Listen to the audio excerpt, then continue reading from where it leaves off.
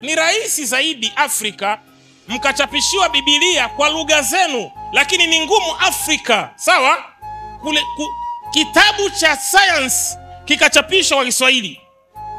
Nimeiongea hii zaidi ya miaka 20.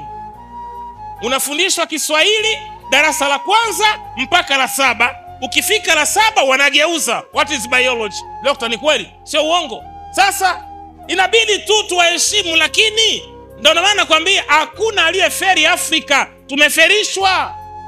Mifumo ya kikoloni inaitesa Afrika. Kama kitabu cha science kingekuja kwa lugha ya Kiswahili, mimi ningekuwa hewani sasa hivi. Sijui nawapeleka wapi watu, lakini ningekuwa hewani.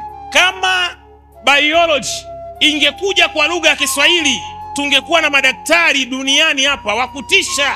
Lakini unasoma eti miaka 16 unapewa madaftari 18, na yote hayo sio uelewe, ukremishwe. Ni kukremishwa. What is biology? Is the branch of science. What is the physics? Physics is the branch of science. What is the chemistry? Chemistry is the branch of science. Decomposition of matter. What is matter? Matter is anything. What is a history? Is the study of record human activities. What is the geography? Geography unabidi ukremu. Nikaangalia mzigo huko hapa, nda kremu ndaweza. Nikanywa togwa kwanza.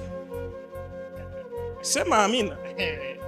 Sasa jiulize, kwa nini huu mfumo wa masomo ya watoto wetu hauji kwa lugha tunazoziongea ili tufaulu? Unanifuruga na Kiswahili form 1, unanigeuzia kibao.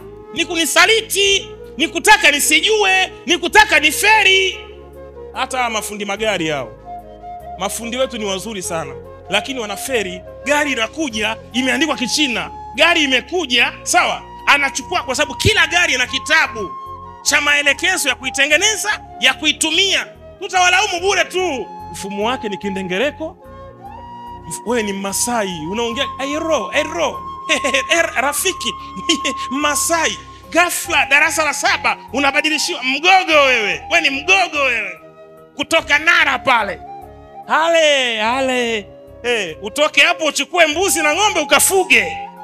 Ni Msukuma we wangaruka baba ulimola moladu Kinehe uko hapo na Komwe. Leo ghafla ubadilishiwe lugha. Kwa hiyo huo wote ni utumwa wa kumtaka mtu mweusi aendelee kufanyaje? Aendelee kuwa chini, asijue chochote. Utawashauri, utakwambia we ni nani? Umetumwa na unajifanya unajua sana. Lakini mkitaka kubadilika, lazima mjiangalie mmekosea wapi. Mkitaka kubadilika na kubadilisha jamii yenu, lazima mkubali kwamba haya ni makosa tuliyafanya.